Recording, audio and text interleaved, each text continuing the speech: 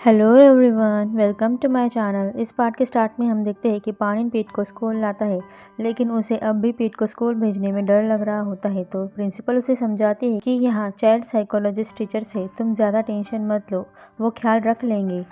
पीट बच्चों के साथ खेलना चाहता है। वहाँ कुछ बच्चे कागज़ के एरोप्लेन्स बनाकर खेल रहे होते हैं। एक प्लेन पीट के पास आकर गिरता है तो वो उससे खेलने लगता है। दूसरा बच्चा पीट को आकर बोलता है कि ये प्लेन उसका है, वो उसे वापस कर दे, लेकिन पीट उसे देने से मना कर देता है। बच्चों में झगड़ा होने लगता है। एक बच्चा जाकर प्रिंसिपल को बुला लाता है। कागज़ का प्लेन फट जाता है तो पीट जोर जोर से रोने लगता है। तभी वहाँ एलिस आती है, जो पीट को शांत कराने के लिए उसे गले लगा लेती है। पीट उसे रोते हुए नोच रहा होता है। पानिन पीट के पास जाने लगता है तो प्रिंसिपल पानिन को रोक लेती है। वो बोलती है, टीचर संभाल लेंगी। पानिन पीछे से एलिस को नहीं देख पाता। एलिस पीट को बताती है कि वो टीचर बच्चा है। टीचर बच्चा का नाम सुन के वो शांत हो जाता है। जब एलिस पीछे मुड़ती है तो एलिस और पानिन एक दूसरे को देख शॉक हो जाते हैं। एलिस पीट को स्कूल के मेडिकल रूम में सुलाती है, उसे समझाती है। पीट उसे उसके पास से कहीं नहीं जाने को बोल रहा होता है। पानिन देखता है कि एलिस कितने अच्छे से पीट को मना रही है। बाद में पानिन और एलिस बात करते हैं, जहाँ पानिन एलिस पर गुस्सा होकर बोल रहा होता है कि ये क्या कर रही हो तुम। 6 साल पहले अपने मरते हुए बच्चे को छोड़कर चली गई और अब उसकी टीचर बनकर आई हो। तुमने अपने बच्चे को 2 मिलियन बाहर में बेच डाला।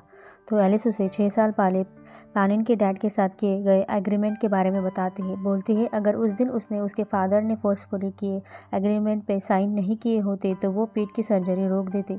पानिन को एलिस की बातों पर विश्वास नहीं आता। बोलता है, बात वो नहीं है, पीट को बिन माँ के ही बड़ा होना पड़ा। अब से पीट के नज़दीक दोबारा कभी मत आना, नहीं तो वो पुलिस केस कर देगा। वो पीट को दोबारा यहाँ कभी नहीं लाएगा। और ये बोल जाने लगता है। एलिस उसे रोकती है, बोलती है, अभी सिर्फ पीट को नहीं बल्कि उसे भी एलिस की ज़रूरत है, क्योंकि पीट इमोशनली मेंटली वीक है। उसकी ऐसी हालत से उसके फिजिकल कंडीशन पर भी असर पड़ सकता है। मैंने 6 सालों से इसकी ही पढ़ाई की है। अभी सिर्फ वो है जो पीट को ही समझ सकती है। वो उसकी पूरी ज़िंदगी पीट को ठीक करने में लगा देगी, बस वो उसे एक चांस दे दे। वो पानिन से रिक्वेस्ट करने लगती है। पानिन उसे देखने लगता है। नाइट में पीट टॉय से अकेले खेल रहा होता है। उसके पास पानिन आता है। वो पीट को ऐसे अकेले की देख सैड होता है। वो एलिस की बातें याद कर रहा होता है कि पीट को उसकी ज़रूरत है। अब एलिस के घर का सीन देखते हैं, जहाँ एलिस पीट ने नोचे हुए जख्मों पर मरहम लगा रही होती है। वहाँ पानिन आता है। एलिस को लगता है कि लिन है तो वो उसे उसकी मेडिसिन लगाने में हेल्प करने को बोल रही होती है। जब वो मुड़कर पानिन को देखती है तो शॉक होती है। पानिन एलिस के पास आता है। वो ज़बरदस्ती एलिस की हेल्प करने लगता है। उसके जख्मों पर मरहम लगाता है, जहाँ वो कह रहा होता है कि क्या तुम श्योर हो कि तुम जब रोज़ ऐसे पीट से मिलोगी तो तुम्हारी पीट के लिए की ममता नहीं जागेगी और तुम उसे उसकी माँ नहीं कहलाओगी। जो सुन एलिस खुश होती है कि पानिन मान गया। बोलती है, उसे एग्रीमेंट याद है, वो बस टीचर बच्चा बनकर ही पीट से मिलेगी, जिसके लिए पानिन मान जाता है। वो दोनों एक्सीडेंटली एक दूसरे के बहुत करीब आ जाते हैं। तभी वहाँ पर नॉन आ धमकता है खाना लेकर। नॉन को देख पानिन फिर से एलिस को मिसअंडरस्टूड कर लेता है और जेलस होकर बोलता है, तुम्हारे जख्मों पर मरहम लगाने वाला आ गया है और उसका काम इतना इम्पोर्टेंट नहीं है उसके लिए। और ये बोल जाने लगता है। एलिस उसे समझाने की कोशिश कर रही होती है कि जैसा वो सोच रहा है वैसा नहीं है, लेकिन पानिन आगे जाने लगता है। एलिस उसके पास जाती है तो वो ताना मारता है कि उसे इतने मैनर्स है कि उसे दूसरों की वाइफ के साथ अकेले घर में नहीं रुकना चाहिए। तो एलिस उसे बताती है कि नॉन बस उसका एक नेबर है, वो लिन के साथ रहती है। पानिन बोलता है उसे उसके मैटर से कोई लेना देना नहीं है और जाने लगता है। एलिस पानिन के सामने घुटनों पर बैठकर हाथ जोड़कर भीख मांगती है कि उसे पीट का ख्याल रखने का बस एक चांस दे दे। वो पानिन बोलता है वो कल आंसर देगा, बोल के वहाँ से चला जाता है। वहाँ लिन और नॉन आते हैं। नॉन पानिन से लड़ने जाने की बात करता है तो एलिस उसे रोककर बोलती है कि उसके बच्चे से मिलना उसके यानी पानिन के हाथ में है, वो उसके मामलों में दखल ना दे। और ये बोल वो आगे चली जाती है। लिन भी नॉन को वहाँ से चले जाने को बोलती है। नॉन समझ जाता है कि पानिन उसे देख जेलस हुआ था। नेक्स्ट डे पिनियो का बर्थडे होता है तो एलिस उसके ग्रेव पर फूल चढ़ाती है। वो ये उससे बातें कर रही होती है, बोल रही होती है कि पिनियो उसकी हेल्प करे उसके भाई से बात मनवाने के लिए। तभी वहाँ पर पानिन भी आता है, जो बोल रहा होता है, तुम्हें तो मरे हुए इंसान की भी हेल्प चाहिए क्या। पानिन भी पिनियो से बात करता है। बाद में वो दोनों बात करने के लिए एक पेड़ के नीचे खड़े होते हैं। अचानक से पेड़ की टहनी एलिस के ऊपर गिरने ही वाली होती है तो पानिन उसे अपनी तरफ खींच लेता है, जिससे पानिन और एलिस बहुत करीब आ जाते हैं। पानिन के शोल्डर पर चोट लग जाती है। एलिस उसके जख्मों पर मेडिसिन लगाती है। जहाँ पानिन बोल रहा होता है, कल रात उसने उसके जख्मों पर मरहम लगाया था और आज वो उसके जख्मों पर मरहम लगा रही है। वो एलिस को एक और चांस देने मान जाता है। वो पीट को स्कूल भेजने के लिए मान जाता है, जो सुन एलिस बहुत खुश होती है। वो एक्साइटमेंट में पानिन का हाथ पकड़कर उसका थैंक यू करने लगती है। पानिन एलिस को वार्निंग देता है कि वो पीट के सामने कभी उसकी माँ बन के ना आए, जिसके लिए एलिस मान जाती है। एलिस के लिए बस पीट का ख्याल रखना, उसके पास रहना, यही काफ़ी होता है। घर पर एलिस अपने बच्चे से मिलेगी ये सोचकर खुश हो रही होती है और पानिन एलिस के बारे में सोच मुस्कुरा रहा होता है, लेकिन वो अपने आप को एलिस के बारे में सोचने से रोक लेता है।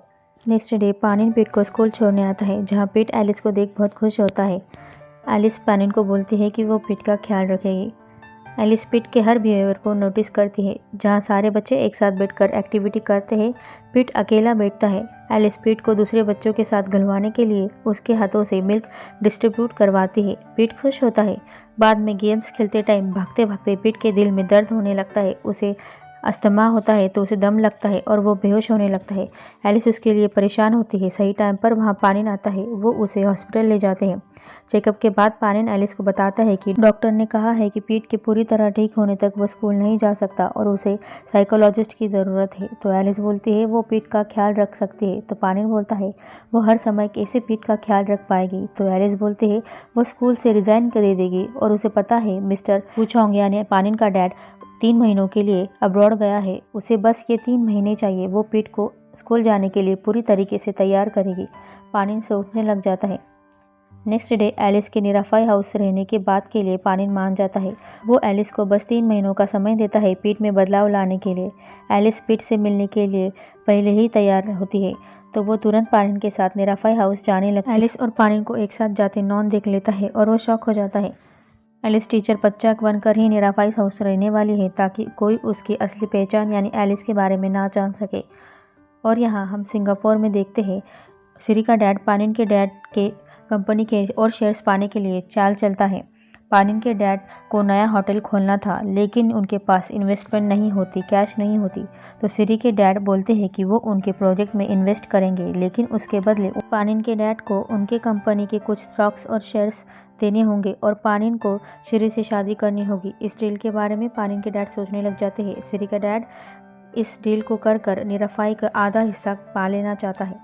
अब निराफाई हाउस में पानिन एलिस का टीचर बच्चा बताकर इंट्रोड्यूस करवाता है। एलिस को रूम दिखाने के लिए ले जाता है। पोखाई को एलिस के बारे में कुछ नहीं पता होता, तो वो उसे नहीं पहचान पाता।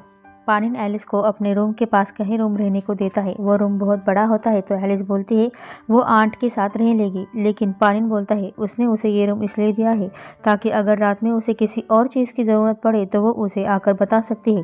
पानिन ये उसे छेड़ने के लिए बोल रहा होता है। एलिस बोलती है ढंग से पेश आओ। पानी स्माइल कर रहा होता है। वहाँ पीट आता है जो एलिस को अपने साथ खेलने के लिए लेकर जाता है। पीट को एरोप्लेन्स बहुत पसंद होते हैं। पीट के लिए आंट खाना लाती है, लेकिन खाने में वेजिटेबल्स होते हैं, तो वो खाना खाने से मना कर देता है क्योंकि पीट को वेजिस बिल्कुल भी पसंद नहीं होती। पानिन उसे रोकता है, लेकिन वो कुछ सुने बगैर वहाँ से भाग जाता है। एलिस पीट को वेजिटेबल्स खिलवाने के लिए उसके लिए कुछ अलग तरीके से वेजिस को पकाती है। वो टॉयज के शेप में नगेट्स बनाती है। वो खाना एलिस पीट को खिलाती है, जो पीट को बहुत पसंद आता है। सब खुश होते हैं कि पीट ने पहली बार वेजिटेबल्स खाए। पानिन एलिस की मेहनत को नोटिस कर रहा होता है और उन सब पर नज़र चुपके से पोखाई रख रहा होता है। बाद में एलिस जब डिश वॉश कर रही होती है तो वहाँ पोखाई आता है, जो एलिस को कहता है कि तुम यहाँ ऐसे दूसरों के घर में रह रही हो, तो इस पर तुम्हारे बॉयफ्रेंड को कोई एतराज़ नहीं। तो एलिस बोलती है उसका कोई बॉयफ्रेंड नहीं, हस्बैंड है। तो पोखाई बोलता है अगर मैं तुम्हारा हस्बैंड होता तो मैं अपनी सुंदर सी वाइफ को इस तरह दूसरे को घरों में नहीं रहने देता। तो एलिस बोलती है उसका हस्बैंड मर चुका है और उन दोनों को बातें करते हुए पानिन देख लेता है। वो फिर से जेलस होकर एलिस को गलत समझ लेता है। जब एलिस बाहर आती है तो पानिन उसे बोलता है तुम निराफाइस के लड़कों पर डोरे डालना कब बंद करोगी। तो एलिस बोलती है क्या तुम जेलस हो। जो सुन पानिन चुप सा हो जाता है, लेकिन फिर बोलता है नहीं वो जेलस नहीं है। एलिस बोलती है वो यहाँ बस पीट का ख्याल रखने आई है, उसे किसी में भी ज़रा सा भी इंटरेस्ट नहीं है, लेकिन अगर किसी को उसमें इंटरेस्ट होगा तो वो उन्हें नहीं रोक सकती। इस बात से चिढ़ कर पानिन बोलता है अगर तुम्हें कोई पसंद करेगा तो तुम उसके साथ चल पड़ोगी। तो वो उसे और चिढ़ाने के लिए बोलती है कि ये उस पर डिपेंड है कि वो इंसान उसे पसंद है कि नहीं। तो पानिन बोलता है तुम कभी नहीं बदल सकती। और उन दोनों को साथ में पोखाई द जासूस देख लेता है। एलिस और पानिन साथ में पीट के रूम में जाते हैं। अब इस पोखाई को इन पर शक होने लगा है। वो ये इस खबर सिरी को देता है। बोलता है पानिन ने कभी सिरी को एक नज़र आँख उठाकर प्यार से नहीं देखा, लेकिन टीचर पच्चा में पानिन को ज़्यादा ही इंटरेस्टेड दिख रहा है। इस बात से सिरी को गुस्सा आने लगता है। अब हम पीट के पास एलिस को देखते हैं, जो स्नो वाइट की स्टोरी सुना रही होती, जिसमें क्वीन ओल्ड वुमन का अवतार लेकर स्नो वाइट को पॉइजन एप्पल खाने को देती है। वहाँ पानिन भी आता है। आगे एलिस पीट को सुना रही होती है कि स्नो वाइट पॉइजन एप्पल खाकर गहरी नींद में कई सालों के लिए सो जाती है और जागती ही नहीं। स्नो वाइट तभी उठेगी जब उसे उसका ट्रू लव आकर किस करेगा। पीट किस क्या होता है पूछता है। वो दोनों एक दूसरे की तरफ देखने लग जाते हैं, तो एलिस पीट को समझाने के लिए पीट के चिक्स पर किस करती है। पीट एलिस और पानिन से पूछता है कि क्या उन्हें कभी ट्रू लव हुआ है, जो सुन पानिन और एलिस एक साथ एक दूसरे को देखने लग जाते हैं। अब नेक्स्ट डे पीट और एलिस के पास सिरी आती है, जो पीट को चॉकलेट गिफ्ट करती है। पीट खुश होकर साइड में खाने चला जाता है। सिरी एलिस को गुस्से भरी नज़रों से देख रही होती है। उसे अभी पता नहीं कि ये एलिसरा है। वो टीचर पच्चा को उसके लिए पानी लाने का बोलती है, जिसके लिए एलिस मना करके बोलती है वो पीट की पर्सनल टीचर है, सर्वर नहीं। सिरी एलिस की इंसल्ट करने लगती है। स्टूपिड कहती है तो एलिस बोलती है पर्सनल टीचर और सर्वेंट के बीच मतलब तुम्हें जिस टीचर ने सिखाया होगा वो ज़रूर एक सर्वेंट होगी। जिस बात से सिरी को गुस्सा आ जाता है और यहाँ पोखाई पीट को बताता है कि सिरी जल्द ही तुम्हारी मदर बनने वाली है। जिस बात से पीट शॉक होता है। पोखाई बोलता है अंकल नीन तुम्हारे फादर जैसे है। जब आंट सिरी उनसे शादी करेगी तो वो तुम्हारे मदर बन जाएगी, तुम्हें माँ मिलेगी, तुम खुश हो जाओगे, है ना। ये सब वो पीट को गुस्सा दिलाने के लिए बोल रहा होता है। पीट वहाँ से भागते हुए अंदर जाता है, जहाँ सिरी एलिस को बता रही होती है कि वो पानिन से शादी करने वाली है। वहाँ पीट आता है। वो चॉकलेट का बॉक्स सिरी के ऊपर फेंक कर मारता है और सिरी को वहाँ से निकल जाने को बोलता है। उसे धकेलने लगता है। सिरी को उस पर गुस्सा आने लगता है। सिरी उसे जोर से धक्का मार देती है। उसे ऐसा करता पानी देख लेता है। पीट बोलता है उसे माँ नहीं चाहिए, आई हेट मदर, और ये बोलकर वो अपने रूम में जाकर रोने लगता है। एलिस उसके पास आकर पूछती है कि उसने सिरी के साथ ऐसा क्यों किया, तो पीट रोते हुए बोलता है उसे माँ नहीं चाहिए क्योंकि उसकी माँ उसे छोड़कर चली गई थी, मुझसे प्यार नहीं करती और उसे अब कभी भी माँ नहीं चाहिए, आई हेट मदर। जो सुन एलिस हर्ट होती है, रोती है क्योंकि पीट उसकी माँ से यानी एलिस से नफरत करता है। एलिस पीट को गले लगाती है, उसे आई लव यू बोलती है, उसे समझाती है। बाद में पीट सोया होता है। एलिस उसे देख रो रही होती है। वहाँ पानी आता है, जिसे पता था कि एलिस पीट की बातों से हर्ट हुई होगी। एलिस बोलती है चाहे कुछ भी हो, अब वो पीट से कभी दूर नहीं जाएगी। वो अपने रूम में जाकर ज़ोर ज़ोर से रोती है, जहाँ बाहर से पानिन उसकी आवाज़ें सुनता है। उसे भी एलिस की इस कंडीशन का बुरा लगता है।